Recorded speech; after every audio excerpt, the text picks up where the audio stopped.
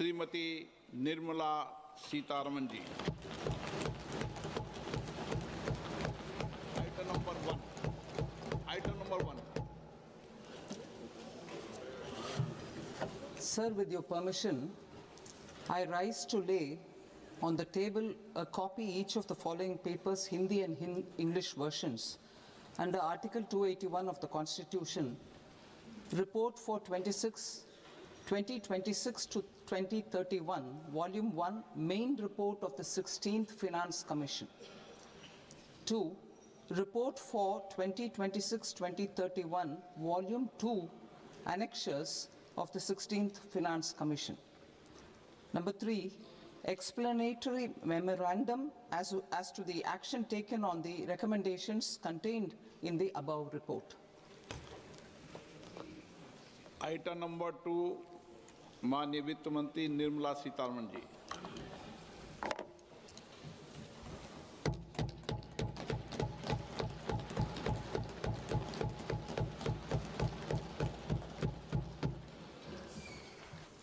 Honorable Speaker, sir, on the sacred occasion of Magh Purnima and the birth anniversary of Guru Ravidas, I present the budget for the year 2026-2027. Since we assumed office 12 years ago, India's economic trajectory has been marked by stability, fiscal discipline, sustained growth, and moderate inflation. This is the result of conscious choices we have made, even in times heightened uncertainty and disruption. Our government, led by Honorable Prime Minister Modi, has decisively and consistently chosen action over ambivalence, reform over rhetoric, and people over populism. We have pursued far-reaching structural reforms, fiscal prudence and monetary stability, whilst maintaining a strong thrust on public investment. Keeping Atmanirbharta as a lodestar, we have built domestic manufacturing capacity, energy security, and reduced critical import dependencies. Simultaneously, we have ensured that citizens benefit from every action of the government, undertaking reforms to support employment generation, agricultural productivity, household purchasing power, and universal services to people. These measures have delivered a high growth rate of around 7% and helped us make substantial strides in poverty reduction and improvement in the lives of our people. Today, we face an external environment in which trade and multilateralism are imperiled and access to resources and supply chains are disrupted. New technologies are transforming production systems while sharply increasing demands on water, energy, and critical minerals. India will continue to take confident steps towards Vikasit Bharat, balancing ambition with inclusion. As a growing economy with expanding trade and capital needs, India must also remain deeply integrated with global markets, exporting more and attracting stable long-term investment. As I begin Part A, I want to express my gratitude to the people for standing firmly with us as we forge our way together towards becoming one of the largest economies of the world.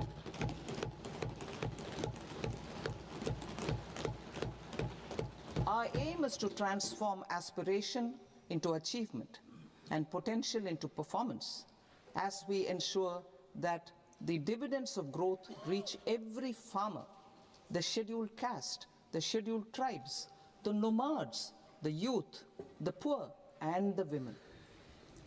In Vikasit Bharat Young Leaders Dialogue 2026, several innovative ideas were shared with our Prime Minister, which have inspired many of the proposals, making this a unique Yuva Shakti-driven budget. Our government's sankalp is to focus on our poor, underprivileged, and the disadvantaged. To deliver on this sankalp, and given that this is the first budget prepared in Kartavya Bhavan, we are inspired by three Kartavya. Our first Kartavya is to accelerate and sustain economic growth by enhancing productivity and competitiveness and building resilience to volatile global dynamics. Our second Kartavya is to fulfill aspirations of our people and build their capacity, making them strong partners in India's path to prosperity.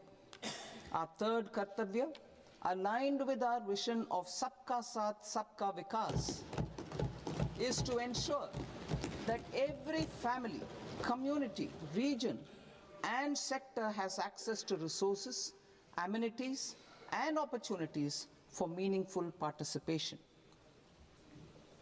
This threefold approach requires a supportive ecosystem. The first requirement is to sustain the momentum of structural reforms, continuous, adaptive, and forward-looking.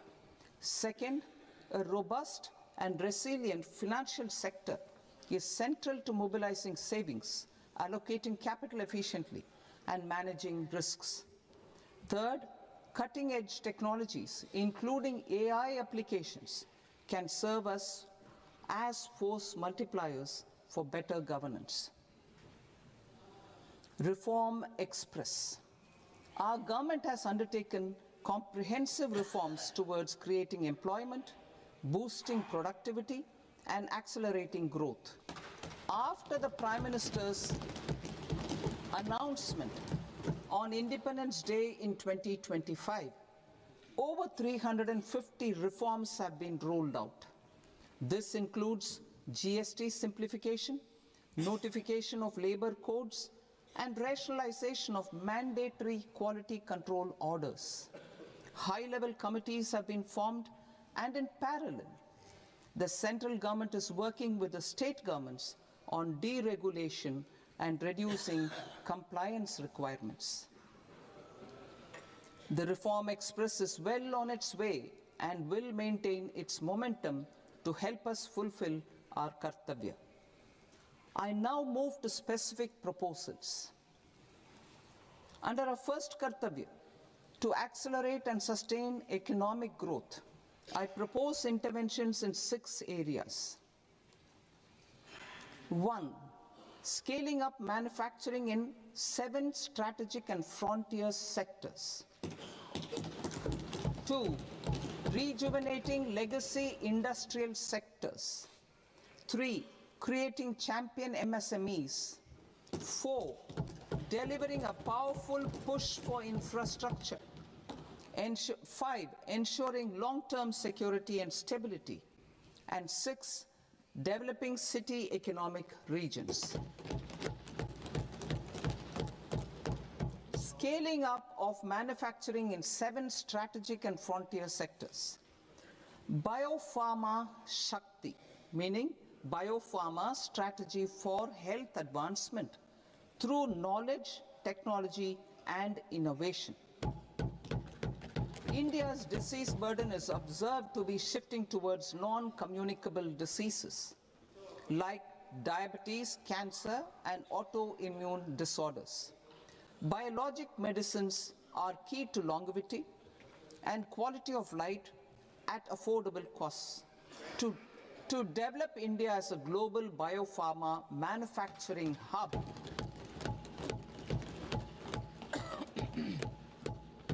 I propose the Biopharma Shakti with an outlay of 10,000 crores over the next 5 years. This will build the ecosystem for domestic production of biologics and biosimilars. The strategy will include a biopharma-focused network with 3 new national institutes of pharmaceutical education and research, popularly known as NIPERs, and upgrading 7 existing ones. It will also create a network of 1,000 accredited India clinical trials sites.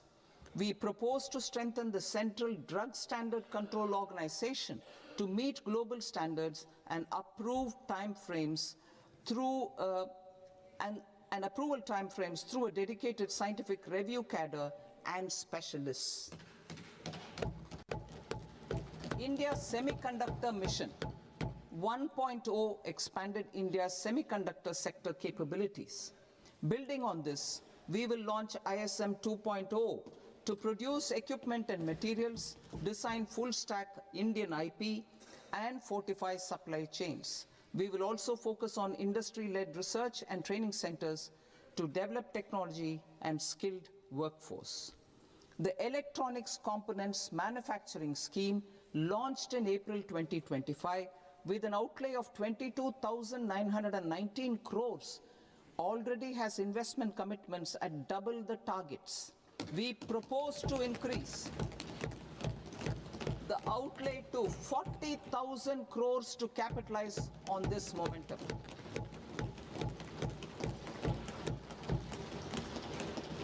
A scheme for rare earth permanent magnets was launched in 2025 November.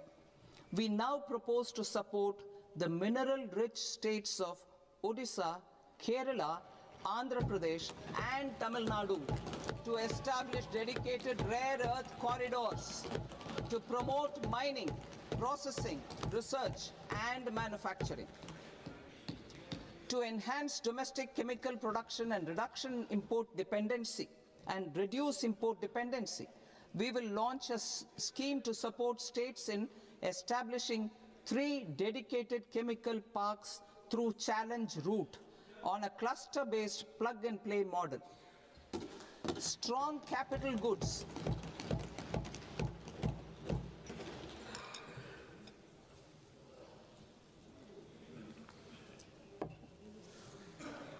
Strong capital goods capability is a determinant of productivity and quality across different sectors. Towards building this capacity, I propose the following. High-tech tool rooms will be established by central public sector enterprises at 2 locations as digitally enabled automated service bureaus that locally design, test, and manufacture high-precision components at scale and at lower cost. 2. A scheme for enhancement of construction and infrastructure equipments will be introduced to strengthen domestic manufacturing of high value and technologically advanced CIE. This can range from lifts in a multi-storied apartment or firefighting equipment in multiplexes, large or small, and to tunnel boring equipments for building metros and high-altitude roads. I also propose a scheme for container manufacturing to create a globally competitive container manufacturing ecosystem with a budgetary allocation of 10,000 crores over a 5-year period. For the labor-intensive textile sector, I propose an integrated program with 5 subparts. 1. The National Fiber Scheme for self-reliance in natural fibers, such as silk, wool, and jute, man-made fibers, and new-age fibers. Textile expansion and employment scheme to modernize traditional clusters with capital support for machinery, technology upgradation, and common testing and certification centers. 3. The National Handloom and Handicraft Program to integrate and strengthen existing schemes and ensure targeted support for weavers and artisans. Tex Eco Initiative to promote globally competitive and sustainable textiles and apparels. Samarth 2.0 to modernize the upgrade the textile skilling ecosystem through collaboration with industry and academic institutions. Further, I propose to set up mega textile parks in challenge mode. They can also focus on bringing value addition to technical textiles. I propose to launch the Mahatma Gandhi Gram Swaraj initiative to strengthen khadi, handloom, and handicrafts. This will help in global market linkage and branding. It will streamline and support training, skilling, quality of process, and production. This will benefit our weavers, village industries, One District, One Product ODOP initiative, and also our rural youth. India has the potential to emerge as a global hub for high-quality, affordable sports goods. I propose a dedicated initiative for sports goods that will promote manufacturing, research, and innovation in equipment design as well as material sciences. Rejuvenation of legacy industrial clusters. I propose to introduce a scheme to revive 200 legacy industrial clusters to improve their cost competitiveness and efficiency through infrastructure and technology upgradation.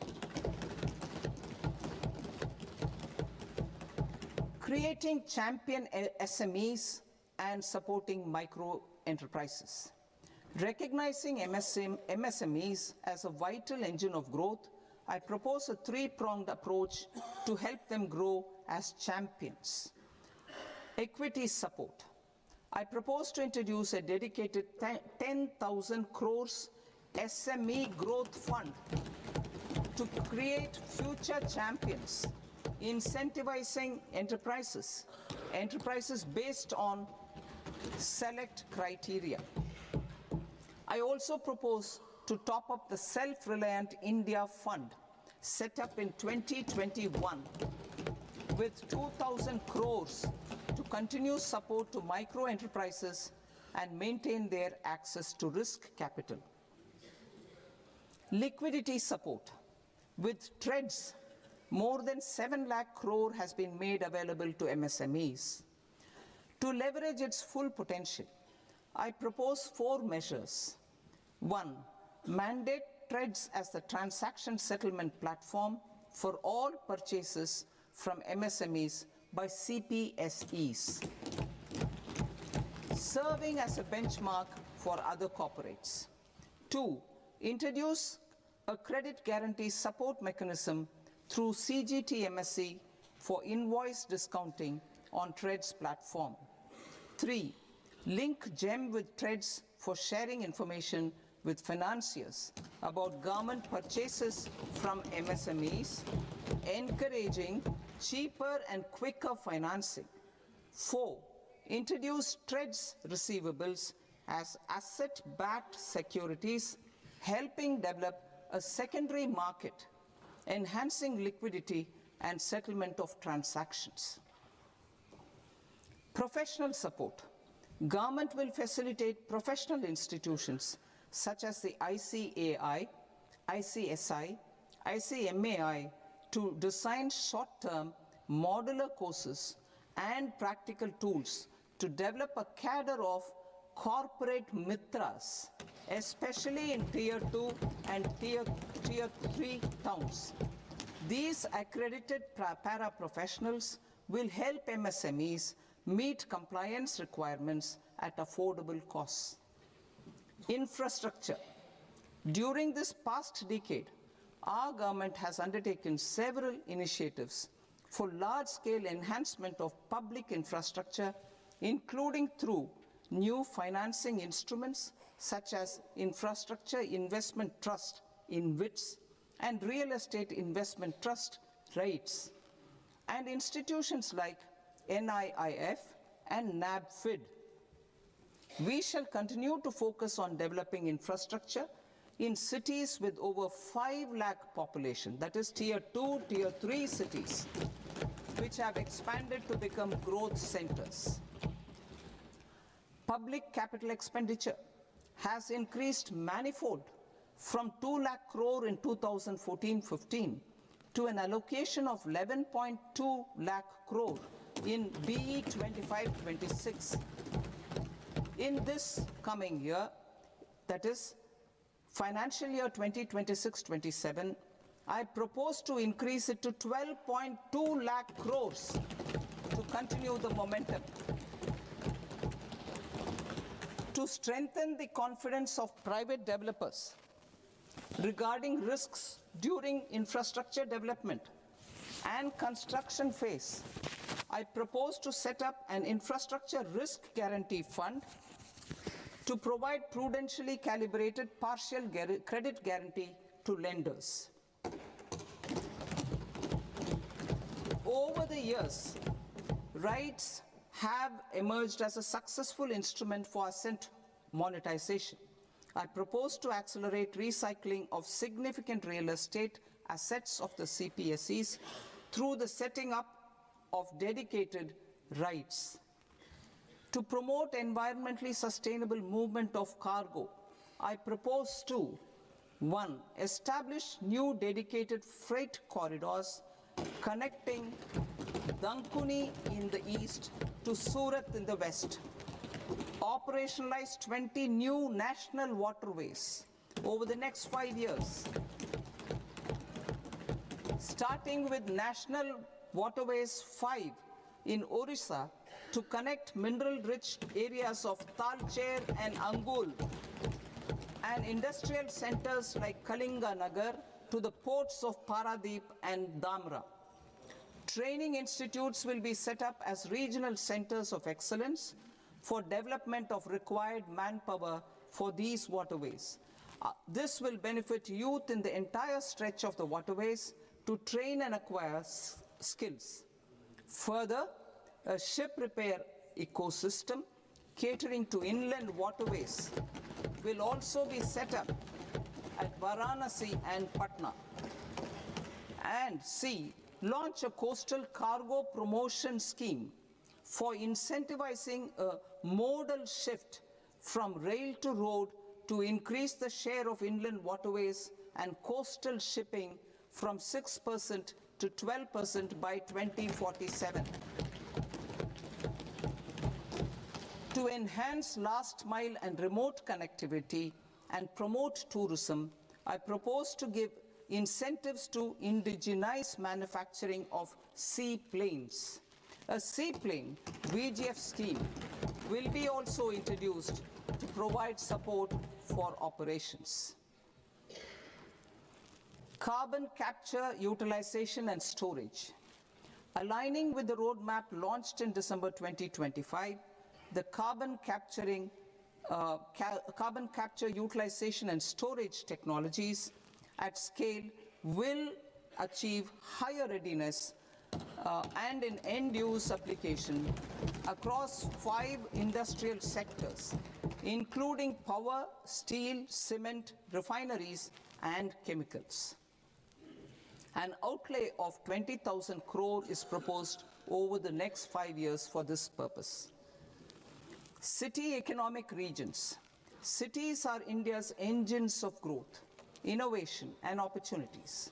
We shall now focus on Tier 2, Tier 3 cities, and even temple towns, which need modern infrastructure and basic amenities. This budget aims to further amplify the potential of cities to deliver the economic power of agglomerations by mapping city economic regions based on their specific growth drivers. An allocation of 5,000 crore per CER over 5 years is proposed for implementing their plans through a challenge mode with a reform-cum-result-based financing mechanism. In order to promote environmentally sustainable passenger systems, we will develop 7 high-speed rail corridors between cities as growth connectors, namely Mumbai to Pune, Pune to Hyderabad, Hyderabad to Bengaluru, Hyderabad to Chennai, Chennai to Bengaluru, Delhi to Varanasi, Varanasi to Siliguri.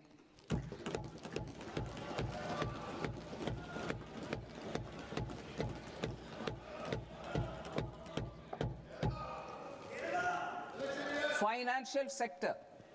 The Indian banking sector today is characterized by strong balance sheet, historic highs in profitability, improved asset quality, and coverage exceeding 98% of villages in the country. At this juncture, we are well placed to futuristically evaluate the measures needed to continue on the path of reform-led growth of this sector. I propose setting up a high-level committee on banking for Vikasit Bharat.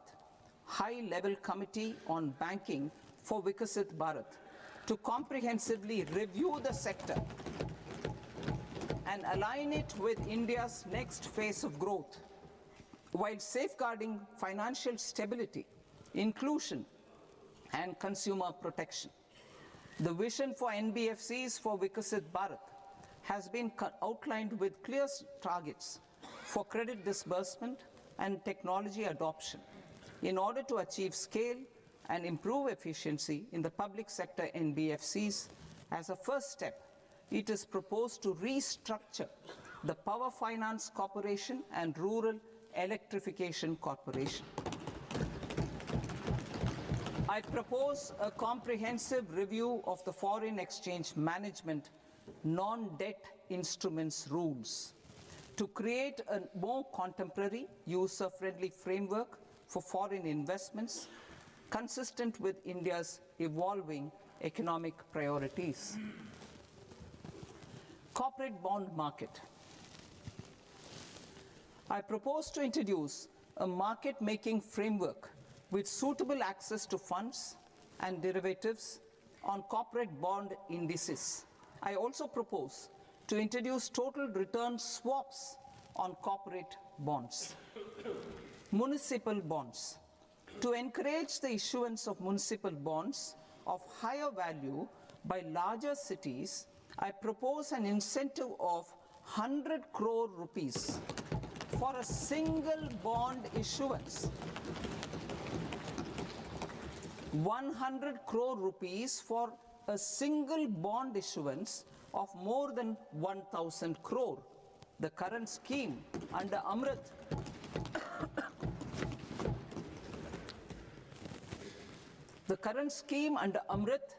which incentivizes issuances up to 200 crores only, will also continue to support smaller and medium towns.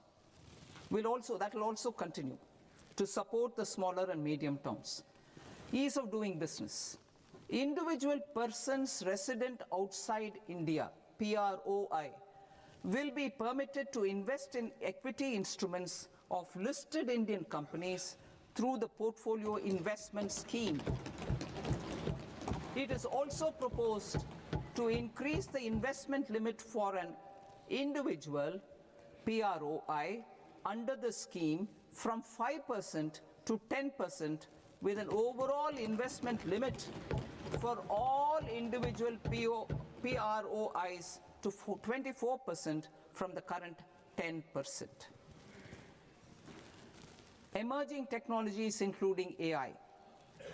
21st century is technology-driven. Adoption of technology is for the benefit of all people. Farmers in the field, women in STEM, youth keen to upskill, and Divyangjan to access newer opportunities.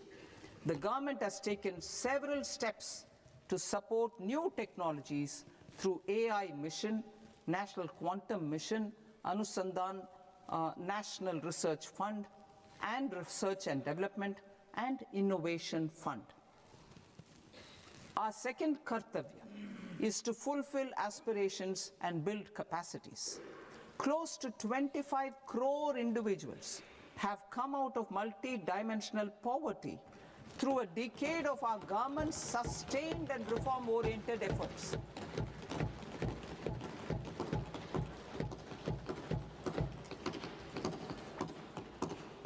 Our government has therefore decided to place a renewed emphasis on the service sector to provide a pathway to fulfilling aspirations of a youthful India with the following measures.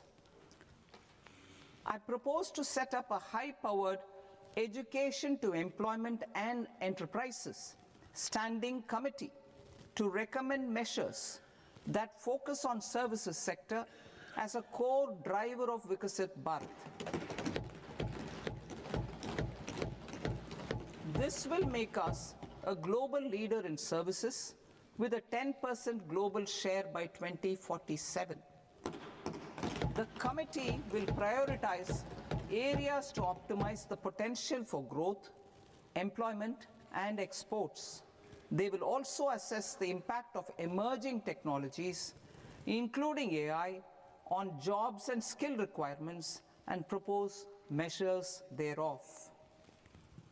To create a range of skilled career pathways, a new range of skilled career pathways for our youth, I propose interventions in the following sectors. Health. Existing institutions for allied health professionals will be upgraded and new AHP institutions established in private and government sectors.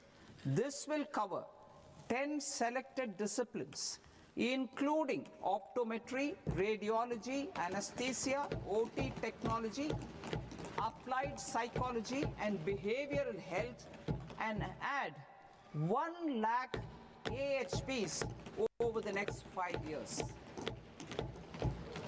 A strong care system covering geriatric and allied care services will be built.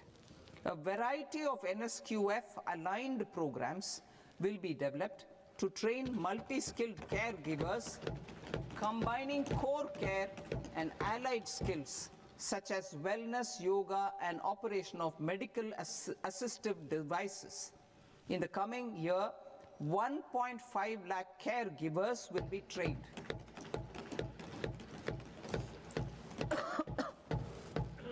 Hubs for medical value tourism. To promote India as a hub for medical tourism services, I propose to launch a scheme to support states in establishing 5 regional medical hubs in partnership with the private sector. These hubs will serve as integrated healthcare complexes that combine medical, educational, and research facilities.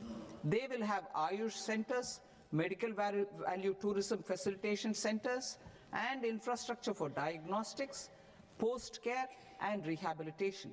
These hubs will provide diverse opportunities, job opportunities for health professionals, including doctors and AHPs. Ancient Indian yoga, already respected in several parts of the world, was given a mass global recognition when Honorable Prime Minister took it to the UN.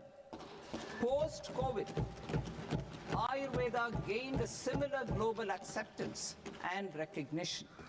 Exporting quality Ayurveda products helps farmers who grow the herbs and youth who process the products. To meet growing global demand, a few more steps are being taken. I propose to 1. Set up 3 new All India Institutes of Ayurveda. 2. Upgrade Ayush pharmacies and drug testing labs for higher standards of certification ecosystem and make available more skilled personnel. 3. Upgrade the WHO Global Traditional Medicine Center in Jamnagar to bolster evidence-based research, training, and awareness for traditional medicine. Animal husbandry. Livestock contributes to close to 16% of farm income, including of poor and marginal households. To scale up availability of veterinary professionals by more than 20,000, I propose to roll out a loan-linked capital subsidy support scheme for establishment of veterinary and para-veterinary colleges, veterinary hospitals, diagnostic laboratories, and breeding facilities in private sector. Collaboration between Indian and foreign institutions will also be facilitated. Orange economy. India's animation, visual effects, gaming and comics sector, AVGC sector, is a growing industry projected to require 2 million professionals by 2030. I propose to support the Indian Institute of Creative Technologies, Mumbai, in setting up AVGC content creator labs in 15,000 secondary schools all over the country and 500 colleges. The Indian design industry is expanding rapidly, and yet there is a shortage of Indian designers.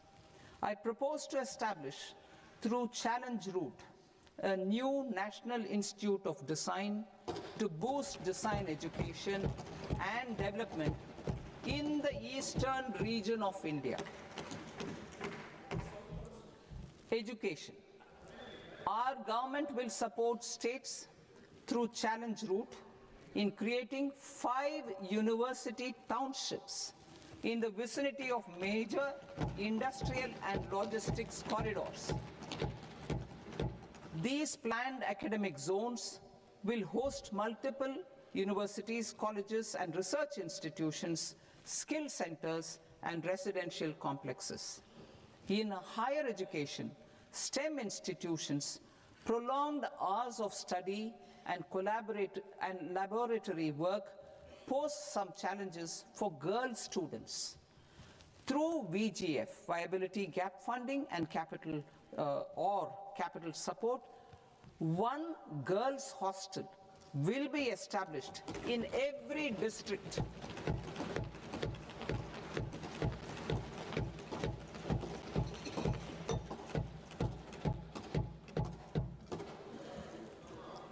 To promote astrophysics and astronomy via immersive experiences. 4 telescope infrastructure facilities will be set up or upgraded. The National Large Solar Telescope, the National Large Optical Infrared Telescope, the Himalayan Chandra Telescope, and the Cosmos 2 Planetarium. Tourism. The tourism sector has the potential to play a large role in the employment generation, forex earnings, and expanding the local economy. I propose to set up a National Institute of Hospitality by upgrading the existing National Council for Hotel Management and Catering Technology. It will function as a bridge between academia, industry, and government. I also propose a pilot scheme for upskilling 10,000 guides in 20 iconic tourist sites through a standardized, high-quality, 12-week training course in hybrid mode in collaboration with the Indian Institute of Management. A national destination digital knowledge grid will be established to digitally document all places of significance, cultural, spiritual, and heritage. This initiative will create a new ecosystem of jobs for local researchers, historians, content creators, and technology partners. India has the potential and opportunity to offer world-class trekking and hiking experience. We will develop ecologically sustainable mountain trails in Himachal Pradesh, Uttarakhand, and Jammu Kashmir. Also in Araku Valley in the Eastern Ghats and Podigai Malai in the Western Ghats. Turtle trails along key nesting sites in the coastal areas of Odisha, Karnataka, and Kerala. And 3 bird watching trails along the Pulikat Lake in Andhra Pradesh, Tamil Nadu. It's on the border. Under the visionary leadership of Honorable Prime Minister, we established the International Big Cat Alliance in 2024.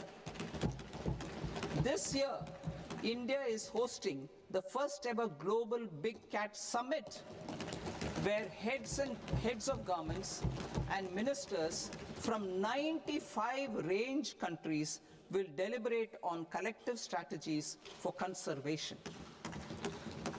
Heritage and culture tourism.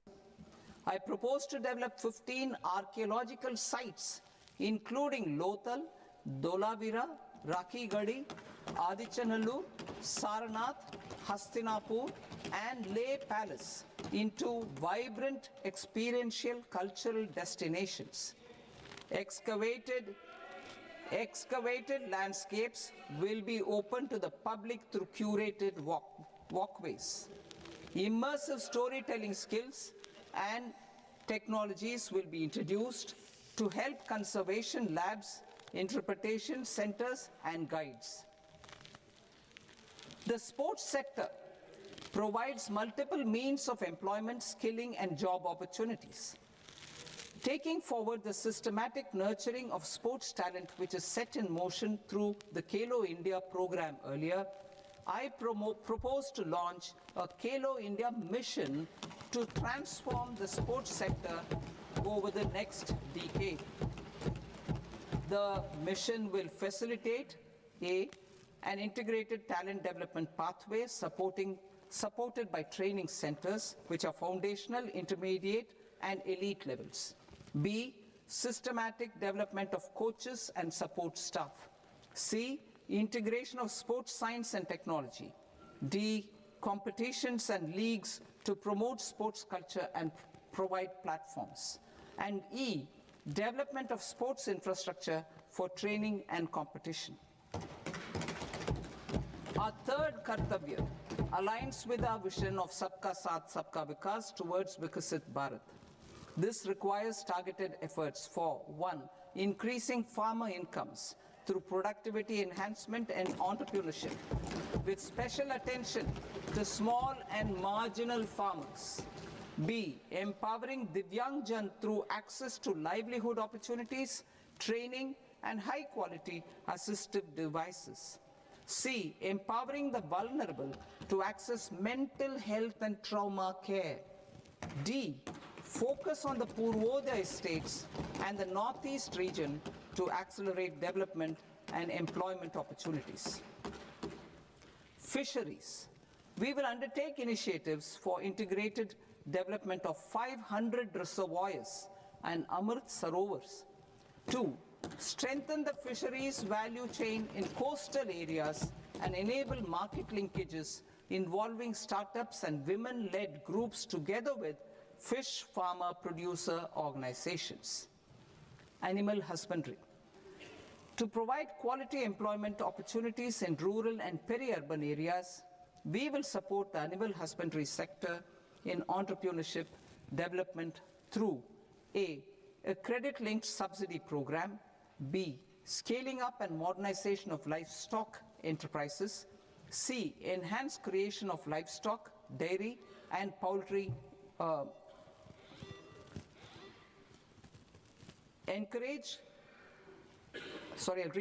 enhanced creation of livestock, dairy, and poultry-focused integrated value chains, and D, encourage creation of livestock farmer-producer organizations.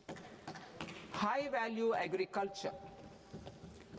To diversify farm outputs, increase productivity, enhance farmers' incomes, and create new employment opportunities, we will support high-value crops such as coconut, sandalwood, cocoa, cashew in the coastal areas, agar trees in northeast, and nuts such as almonds, walnuts, and pine nuts in our hilly regions. These, all of them, will be supported. India is the world's largest producer of coconuts. About 30 million people, including nearly 10 million farmers, depend on coconuts for their livelihood. To further enhance competitiveness in coconut production, I propose a coconut promotion scheme to increase production and enhance productivity through various interventions, including replacing and non-productive trees with new saplings or plants or varieties in major coconut growing states. A dedicated program is proposed for Indian cashew and cocoa to make India self-reliant in raw cashew and coconut production and processing, enhance export competitiveness, and transform Indian cashew and Indian cocoa into premium global brands by 2030. Sandalwood. Sandalwood is closely linked to India's social and cultural heritage. Our government will partner with state governments to promote focused cultivation and post-harvest processing to restore the glory of the Indian sandalwood ecosystem, to rejuvenate old, low-yielding orchards, and expand high-density cultivation of walnuts, almonds, and pine nuts. We will support a dedicated program to enhance farmer incomes and in bringing value addition by engaging youth. Bharat Vistar, that is virtually integrated system to access agricultural resources. I propose to launch Bharat Vistar, a multilingual AI tool that shall integrate the AgriStack portals and the ICAR package on agricultural practices with AI systems. This will enhance farm productivity, enable better decisions for farmers, and reduce risk by providing customized advisory support. She Marts for rural women-led enterprises. Building on the success of Lakpati Didi program, I propose to help women take the next step from credit-linked livelihoods to being owners of enterprises. Self-help entrepreneur, She Marts will be set up as community-owned retail outlets within the cluster-level federations through enhanced and innovative financing instruments. Empowering Divyangjan. Divyangjan Kaushal Yojana. Information technology, AVGC sectors, hospitality and food and beverages sectors often offer task-oriented and process-driven roles which are suitable for Divyangjan. We will ensure dignified livelihood opportunities through industry-relevant and customized training specific to each Divyangjan group. Divyang Sahara Yojana. Timely access to high-quality assistive devices for all eligible Divyangjan is a fundamental need. I propose to 1. Support the Artificial Limbs Manufacturing Corporation of India, ALIMCO, to set up and to scale up production of assistive devices, invest in R&D and AI integration, strengthen PM Divyasha Kendras, and support setting up of assistive technology marts as modern retail style centers where Divyangjan and senior citizens can see, try, and purchase assistive products. Reaffirming our commitment to mental health and trauma care. There are no national institutes for mental health care in North India.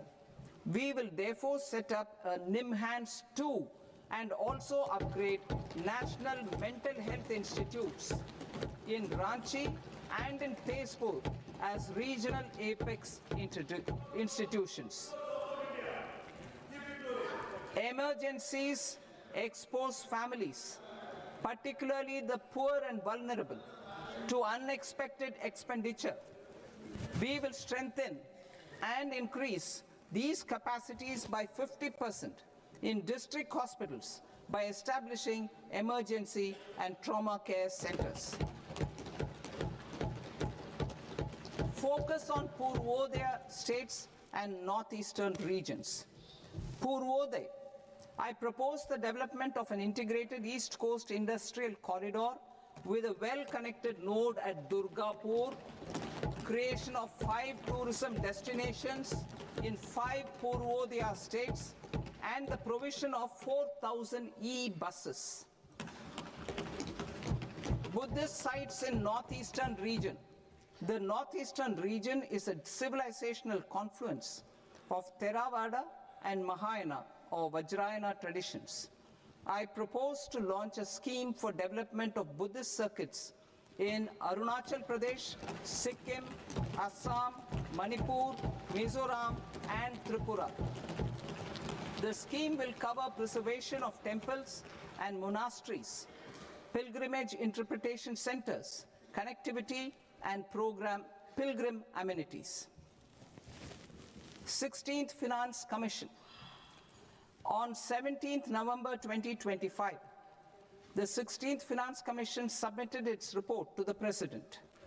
As mandated under Article 281 of the Constitution, the government is to lay the report along with the explanatory memorandum on the action taken report on the recommendations of the Commission in Parliament, which, Sir, Honourable Speaker, you've allowed me to do at the commencement of this session. The government has accepted the recommendation of the Commission to retain the vertical share of devolution at 41%. As recommended by the Commission, I have provided 1.4 lakh crores of rupees to the states for the year 2026-2027 as Finance Commission grants. These include rural and urban local body and disaster management grants. Fiscal consolidation. Government has been delivering on our fiscal commitments consistently without compromising on social needs. To strive towards accepted standards of fiscal management in Budget 25-26, I had indicated that the central government would target reaching a debt to GDP ratio of 50 plus or minus 1% by 2030-31. In line with this, the debt to GDP ratio is estimated to be 55.6% of GDP in BE 26-27, compared to 56.1% of GDP in RE 25-26. A declining debt to GDP ratio will gradually free up resources for priority sector lending and expenditure by reducing the outgo on interest payments. One of the main operational instruments for debt targeting is the fiscal deficit.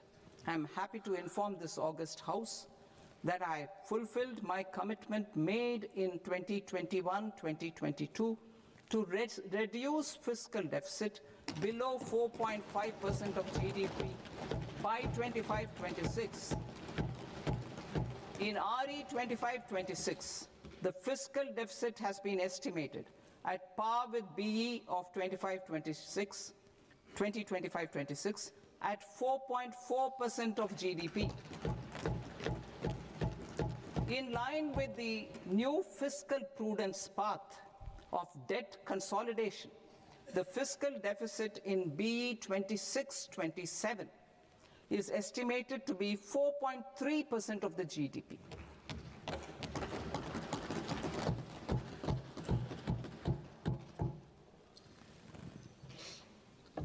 The revised estimates of the non-debt receipts are 34 lakh crore rupees, of which the centre's net tax receipts are 26.7 lakh crore.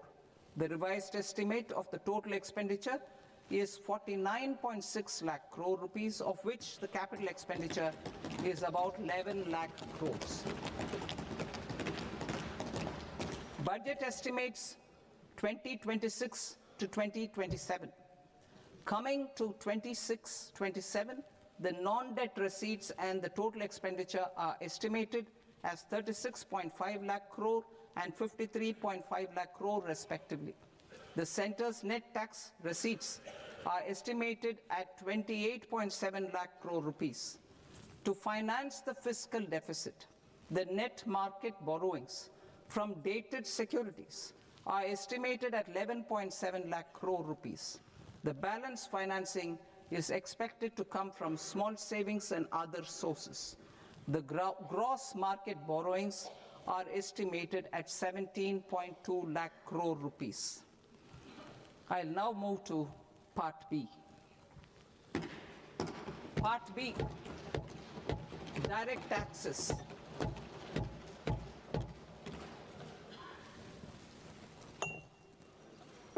Honorable Speaker, sir, I now present my proposals on direct taxes. New Income Tax Act. In July 2024, I announced a comprehensive review of the Income Tax Act 1961.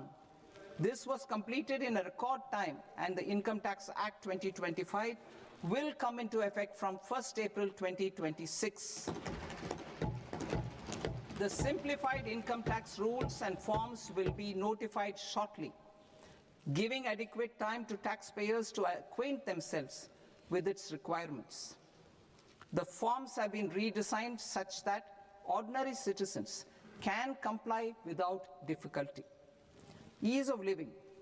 I propose that any interest awarded by the Motor Accident Claims Tribunal to a natural person will be exempt from income tax, and any TDS on this account will be done away with.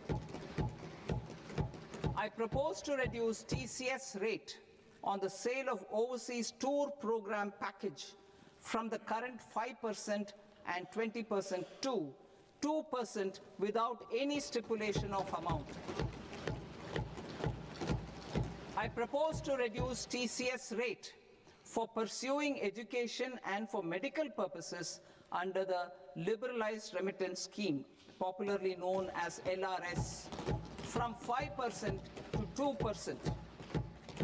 Supply of manpower services is proposed to be specifically brought within the ambit of payment to contractors for the purpose of TDS to avoid ambiguity. Thus, TDS on these services will be at the rate of either 1% or 2% only. I propose a scheme for small taxpayers, wherein a rule-based automated process will enable obtaining a lower or nil deduction certificate instead of filing an application with the assessing officer. For the ease of taxpayer holding securities in multiple companies, I propose to enable depositories to accept Form 15G or Form 15H from the investor and provide it directly to various relevant companies. I propose to extend time available for revising returns from 31st December to up to 31st March with the payment of a nominal fee. I also propose to stagger the timeline for filing of tax returns. Individuals with ITR 1 and ITR 2 returns will continue to file till 31st July, and non-audit business cases or trusts are proposed to be allowed time till 31st August. TDS on sale of immovable property by a non-resident is proposed to be deducted and deposited through resident buyers and his or her PAN-based challan instead of requiring a TAN, which is a temporary accounting number. To address practical issues of small taxpayers like students, young professionals, tech employees, relocated NRIs, and such others, I propose to introduce a one-time 6-month foreign asset disclosure scheme for these taxpayers to disclose income or assets below a certain size.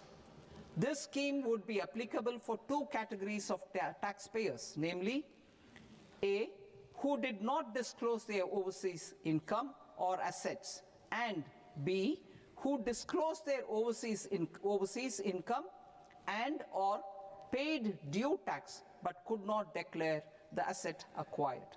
For category A, the limit of undisclosed income or asset is proposed to be up to 1 crore rupees. they need to pay 30% of fair market value of asset or 30% of undisclosed income as tax and 30% as additional income tax in lieu of penalty and would thereby get immunity from prosecution. For category B, asset value is proposed to be up to 5 crore rupees. Here, immunity from both penalty and prosecution will be available with a payment of fee of 1 lakh rupees. Rationalizing penalty and prosecution. Multiplicity of proceedings are hindrance to the ease of doing business. I propose to integrate assessment and penalty proceedings by way of a common order for both. There will be no interest liability on the taxpayer on the penalty amount for the period of appeal before the first appellate authority, irrespective of the outcome of appeal process. Further, quantum of prepayment is being reduced from 20% to 10% and will continue to be calculated only on core tax demand. As an additional measure for reducing litigation, I propose to allow taxpayers to update their returns even after reassessment proceedings have been initiated, and an additional 10% tax rate over and above the rate applicable for the relevant year. The assessing officer will then use only this updated return in his proceedings. There is already a framework for immunity from penalty and prosecution in the cases of underreporting. I propose to apply this framework for immunity to misreporting too. However, in such a case, the taxpayer will need to pay 100% of the tax amount as an additional income tax over and above the tax and interest due. Penalties for certain technical defaults, such as failure to get accounts audited, non-furnishing of transfer pricing audit report, and default in furnishing statement for financial transactions are proposed to be converted into fee.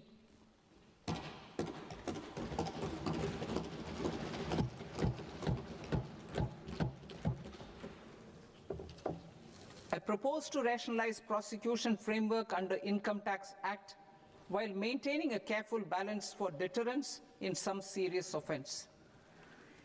Non-production of books of account and documents and requirement of TDS payment where payment is made in kind are being decriminalized. Further, minor offences will attract fine only. The remaining prosecutions will be graded commensurate with the quantum of offence. They will entail only simple imprisonment with maximum imprisonment reduced to 2 years and power to courts to convert even those into fines. There is no penalty. There is no penalty presently for non-disclosure of non-immovable foreign assets with aggregate value less than 20 lakh rupees. I propose to also provide them with immunity from prosecution with retrospective effect from 1/10/2024.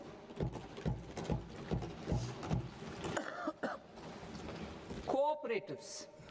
Deduction is already allowed to a primary cooperative society engaged in supplying milk, oilseeds, fruits or vegetables raised or grown by its members. I propose to extend this deduction to also include supply of cattle feed and cotton seed produced by its members. I propose to allow inter-cooperative society dividend income as deduction under the new tax regime to the extent it is further distributed to its members. I further propose to allow exemption for a period of 3 years to dividend income received by a notified national cooperative federation on their investments made in companies up to 31/1/2026. This exemption would be allowed only for dividends further distributed to its member cooperatives. Supporting IT sector as India's growth engine.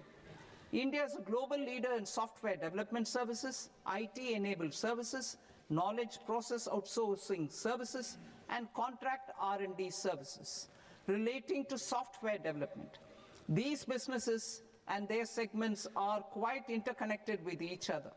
All these services are proposed to be clubbed under a single category of information technology services with a common safe harbor margin of 15.5% applicable to all. The threshold for availing safe harbor for IT services is being enhanced substantially from 300 crore rupees to 2,000 crore rupees. Safe harbor for IT services shall be approved by an automated rule-driven process without any need for tax officer to examine and accept the application. Once applied by an IT services company, the same safe harbor can be continued for a period of 5 years at a stretch at its choice. For IT services companies who want to conclude advanced pricing agreement, APA, I propose to fast-track unilateral APA process for IT services and endeavor to conclude it within a period of 2 years. The period of 2 years can be extended by a further period of 6 months on taxpayers' request. I propose to extend the facility of modified returns available to the entity entering APA to its associated entities also. Attracting global business and investment.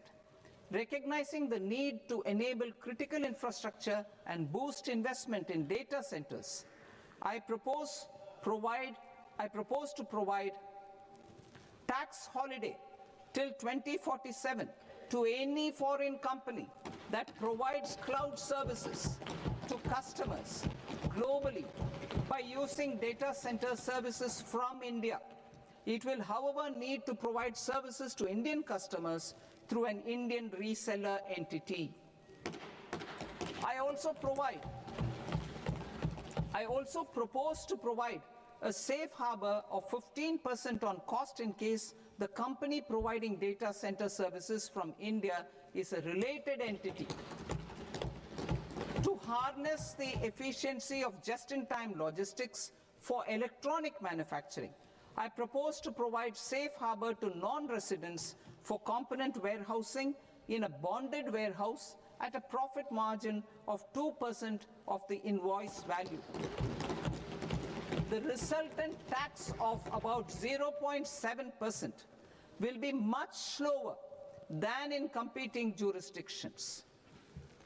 To provide fillip to toll manufacturing in India, I propose to provide exemption from income tax for 5 years to any non-resident who provides capital goods, equipment, or tooling to any toll manufacturer in a bonded zone.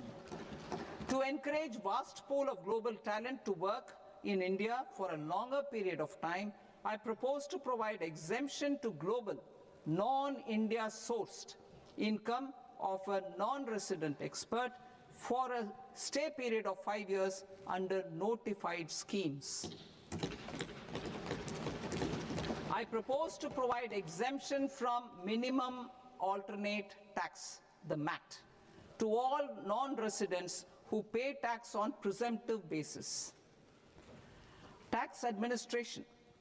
I propose to constitute a joint committee of Ministry of Corporate Affairs and Central Board of Direct Taxes for incorporating the requirements of income computation and disclosure standards, the ICDS, in the Indian Accounting Standards, IND AS itself. Separate accounting requirement based on ICDS will be done away with from the tax year 27-28. To support Prime Minister Modi's vision of homegrown accounting and advisory firms to become global leaders, I propose to rationalize the definition of accountant for the purposes of safe harbor rules. Other tax proposals. Change in taxation of buyback was brought in to address the improper use of buyback route by promoters. In the interest of minority shareholders, I propose to tax buyback for all types of shareholders as capital gains. However, to disincentivize misuse of tax arbitrage, promoters will pay an additional buyback tax. This will make effective tax 22% for corporate promoters. For non-corporate promoters, the effective tax will be 30%. TCS rate for sellers of specific goods, namely alcoholic liquor, scrap, and minerals, will be rationalized to 2%, and that on tendu leaves will be reduced from 5% to 2%. I propose to raise the STT on futures to 0.05% from the present 0.02%. STT on options premium and exercise of options are both proposed to be raised to 0.15% from the present rate of 0.1% and 0.125% respectively. We reformed the taxation landscape for corporates in 2019 by providing them a simplified regime with lower tax rate so that they could productively focus on business rather than on claim of deductions and exemptions. To encourage companies to shift to the new regime, set off of brought forward MAT credit, minimum alternate tax credit, is proposed to be allowed to companies only in the new regime. Set off using available MAT credit is proposed to be allowed to an extent of 1/4 of the tax liability in the new regime. MAT is proposed to be made final tax, so there will be no further credit accumulation from 1st April 2026. In line with this change, the rate of final tax is being reduced to 14% from the current MAT rate of 15%. The brought forward MAT credit of taxpayers accumulated till 30th March 2026 will continue to be available to them for set off as above. Indirect taxes. I shall now take up proposals related to indirect taxes. My proposals for customs and central excise aim to further simplify the tariff structure, support domestic manufacturing, promote export competitiveness, and correct inversion in duty. To continue weeding out long continuing customs duty exemptions, I propose to remove certain exemptions on items which are being manufactured in India or where the imports are negligible. Similarly, to further simplify the process of ascertaining the rate of duty applicable on a particular item, I propose to incorporate certain effective rates in various customs notifications to the tariff schedule itself. I shall now take up sector-specific proposals. Promotion of exports of marine, leather, and textile products. I propose to increase the limit for duty-free imports of specified inputs used for processing seafoods for export from the current 1% to 3% of FOB value of the previous year's export turnover. I also propose to allow duty-free imports of specified inputs, which is currently available for exports of leather or synthetic footwear, to exports of shoe uppers as well. I propose to extend the time period for export of final product from the existing 6 months to 1 year for exporters of leather or textile garments, leather or synthetic footwear, and other leather products. Energy transition and security. I propose to extend the basic customs duty exemption given to capital goods used for manufacturing lithium-ion cells for batteries to those used for manufacturing lithium-ion cells for battery energy storage systems also. I propose to exempt basic customs duty on import of sodium antimonate for use in manufacture of solar glass. Nuclear power.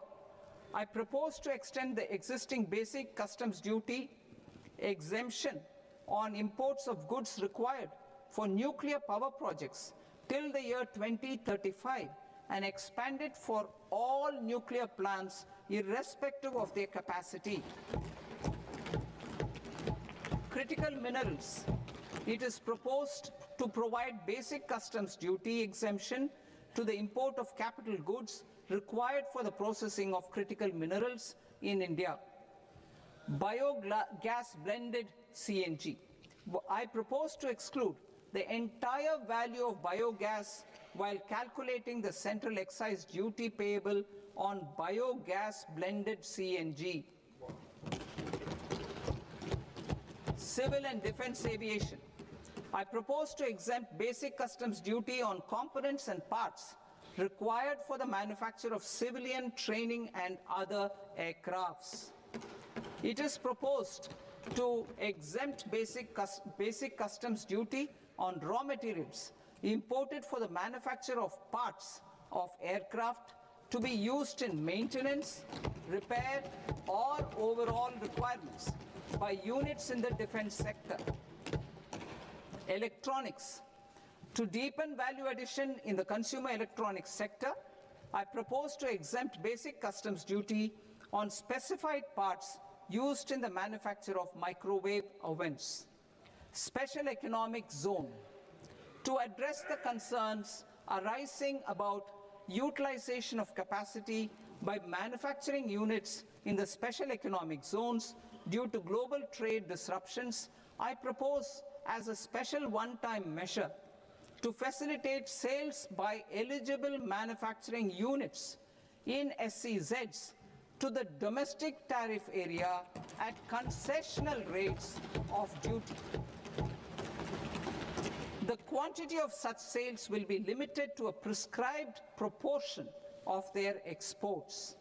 Necessary regulatory changes will be undertaken to operationalize the measures while ensuring level playing field for the units working in the DTA.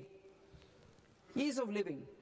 To rationalize the customs duty structure for goods imported for personal use, I propose to reduce the tariff rate on all dutiable goods imported for personal use from 20% to 10%. To provide relief to patients, particularly those suffering from cancer, I propose to exempt basic customs duty on 17 drugs or medicines. I propose also to add 7 more rare diseases for the purposes of exempting import duties on personal imports of drugs, medicines, and food for special medical purposes used in their treatment. Customs process. India's role and share in the global trade is poised for a major leap in line with our ambition and journey towards Viksit Bharat. In this regard, I propose many measures for custom processes to have minimal intervention for smoother and faster movement of goods and greater certainty to the trade. Trust-based systems. I propose to enhance duty deferral period for Tier 2 and Tier 3 authorized economic operators, known as AEOs, from 15 days to 30 days. I propose to provide eligible manufacturer importers the same duty deferral facility. This should encourage them to get themselves accredited as a full-fledged Tier 3 AEO in due course. To provide greater certainty and for better business planning, I propose to extend validity period of advance ruling binding on customs from the present 3 years to 5 years. In the spirit of the whole of government approach,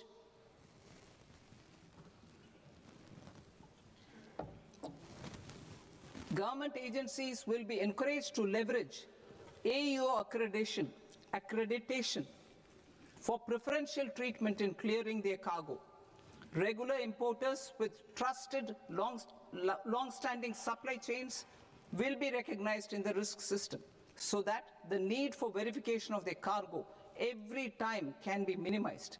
Export cargo using electronic sealing.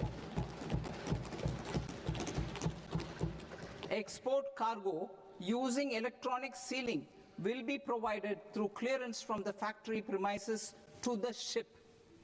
For import of goods not needing any compliance, filing of bill of entry by a trusted importer and arrival of goods will automatically notify customs for completing their clearance formalities. This will enable goods to be released immediately on arrival. The customs warehouse framework will be transformed into a warehouse operator-centric system with a self-declarations, electronic tracking, and risk-based audit. These reforms will move away from the current system of officer-dependent approvals and reduce transaction delays and compliance costs. Ease of doing business. Approvals required for cargo clearance from various government agencies will be seamlessly processed through a single and interconnected digital window by the end of the financial year. Processes involved in clearance of food, drugs, plant, and animal and wildlife products, accounting for about 70% of interdicted cargo, will be operationalized on this system by April 2026 itself. For goods not having any compliance requirement, clearance will be done by customs immediately after online registration is completed by the importer, subject to the payment of duty. Customs integrated system will be rolled out in 2 years as a single integrated and scalable platform for all customs processes. Utilization of non-intrusive scanning with advanced imaging and AI technology for risk assessment will be expanded in a phased manner with the objective to scan every container across all the major ports. New export opportunities to support Indian fishermen to fully harness the economic value of marine resources beyond our territorial waters. The following measures will be taken. A. Fish catch by an Indian fishing vessel in exclusive economic zone or on the high seas will be made free of duty.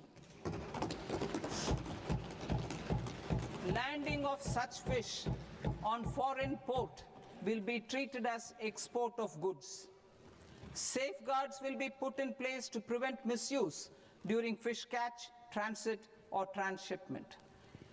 To support aspirations of India's small businesses, artisans, and startups to access global markets through e-commerce, I am pleased to announce complete removal of the current value cap of 10 lakh rupees per consignment on courier exports. In addition, handling of rejected and returned consignments will be improved with effective use of technology for identifying such consignments. I propose to revise provisions governing baggage clearance during international travel to address genuine concerns of passengers. The revised rules will enhance duty-free allowances in line with the present-day travel realities and provide clarity in temporary carriage of goods brought in or taken out.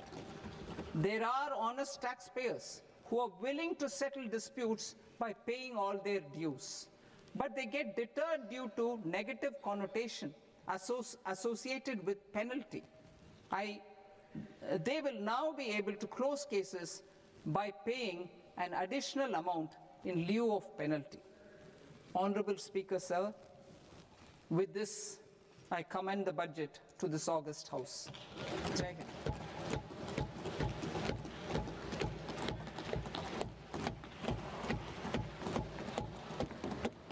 One and a half Mahabas.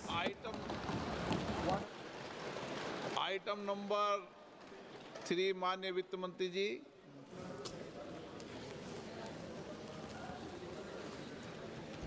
Item number 2, sir. 3। 3. Sir, with your permission, I rise to lay on the table of the the following statements under Section 3, 1 of the Fiscal Responsibility and Budget Management Act of 2003, medium-term fiscal policy cum fiscal policy strategy statement, and macroeconomic framework statement. Item number 4 माननीय वित्त मंत्री जी।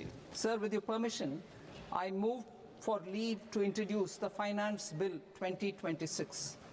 प्रश्न ये कि विधेयक को पुनर्स्थापित करने की अनुमति प्रदान की जाए।